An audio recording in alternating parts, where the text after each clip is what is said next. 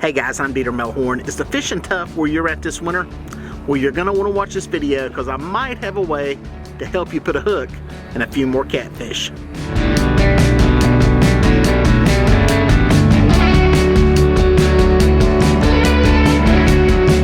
I tell you folks, I have been fishing pretty hard the past few days. I had a little break there in mid-February, had a lot of work going on. Wasn't able to get on the water, but I'm back. And I'll tell you what, I came back and the past few days have been tough. Had a day where I got skunked. Had another day where I struggled to find fish. And finally today, I tried something a little different than what I've been doing. I've tried dragging clean water. I tried anchoring in dirty water, tried current, and tried a few different things. I'm not sure exactly what the magic formula was today, but something definitely changed in what was going on with the fish bite. I think we got a little catfish on, but after I pulled him off, I was going to say after the week I've had, I'm happy to catch a catfish, but not catching that one. Pulled off. Looked like a small one. It's tough fishing. Tough. But it's getting better. It's going to get better. I know it's going to get better, and I'll tell you why. Springtime is a-coming. Springtime's coming, baby. It's late winter. We don't have long. It's almost over. We're about to get off the pain train. Uh-oh, I think I got another little one hooked. I'm gonna walleye fish this one because I'd at least like to get one in the boat so I can play the skunks gone. Small fish. What can you do? Just, I want to put him in the boat, lay hands on him, or at least get him to the boat. Call him a caught fish. And say, skunk's gone, skunk gone. Quit thrashing, you're going to mess up the system here. It's a good thing I didn't lift too hard because he fell off. Fine Lake Wiley channel cat. Even he's got mud on him. He gets to go back alive. Skunk gone. Well, if you're like most folks in the southern U.S., you've had a lot of rain, and that's had a tremendous impact on our reservoirs, river systems, and most of all, the fishing. The fishing's been tough. You know, we can blame it on a lot of things. All I know is when you get this much water, more rain than I remember ever seeing in the wintertime, it has a negative impact on the fishing, and that's what we've been going through. But I kind of started to get a little something dialed in here the past few days, and it has to do with looking shallow for catfish. It looks like another dinker on this one. Oh, a little bit bigger. I wonder if we got some bend there in the rod. The fish tuck off with it too, which was nice. It's not a monster, but I think it's bigger than those two channel cats. Getting bit at least, man. I hope things are turning around just a little bit. There's another rod going right behind me. This is a way better bite than I was experiencing in my last trip out here. And happy to be getting something. I don't know. This is that time of the year when things can kind of turn real quickly and get good. And I think if we get us some stable weather and stable water, rain's not so bad. When you've got constant, easy big boy. It's a good fish, good solid blue. Got some mud, starting to fade a little bit. Maybe that's a sign they're starting to move some.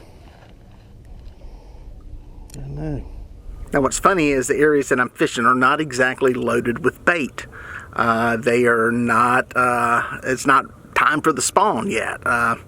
What I think it is, I think we have some crappie that are moving up shallow looking and swimming around, doing some checking around, and I think that may be playing a part, especially here as things heat up in the middle of the day in this shallower water. I think that is what is bringing some of these fish in here. Don't know if that's exactly why they're coming here, but I do know this, it's producing some fish. Got one little quarter turn of line pulled off that time. Not a drag screamer by any means, probably about 8 pounds, but Happy to have one. Pretty decent little bite, at least where I'm at. I'm curious if this stuff is starting to turn on in pockets. It's like yesterday where I caught fish. It was good for a little bit. And a lot of other places I tried, I never got bit. Of course, I was fishing in totally different conditions yesterday. I was in muddy water. I've got some clear stuff here. Went to the lower end of the reservoir to try out just to see if it was any better there. The day before when I got skunked, I'd fished on this upper end and never caught anything. So I tried the lower end. So for some reason, there's this one side of the boat where everything is getting hit.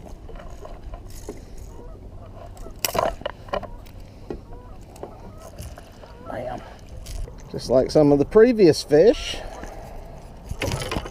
Easy girl, easy girl. This ain't gonna take long if I can get my finger around that hook. Smaller circle. Yeah, there we go. Look what it came on.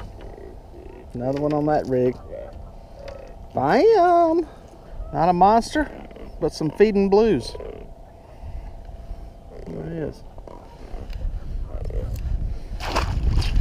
Now what's different today? Well, I'm about 15 miles away on this reservoir. A little different water. It's clean water up here. There's a little bit of current. What else? I mean, I don't know. I don't know, not that much different. I'm anchored. I was anchored yesterday when I caught fish. I don't know. So it is what it is. You got to fish, and sooner or later, usually you'll find some, even when it's bad. Now yesterday I was catching them right near the bank, well within casting distance of somebody bank fishing. Today I'm a little bit further out, but I'm even shallower. Yesterday I was fishing in about 7 or 8 feet of water. Today I'm sitting in about 3.5 feet. That's looking like a small fish. Oh, pinky. This is what we call pinky. Why do we call it pinky? Well, it's a pink reel.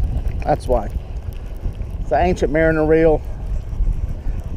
Trent Kirby sent me last year when he saw me trying out some loose reels, and I've been using it ever since, over a year now. Hadn't broke it yet. Even caught a king mackerel on it. I could smell the grease inside of it. It was ripping off so much line at full drag. So far, holding up.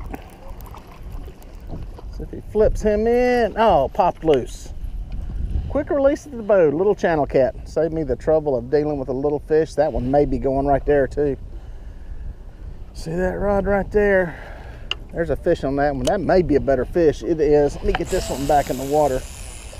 That one is actually, I think, swimming off with it. Boom. Got him. There.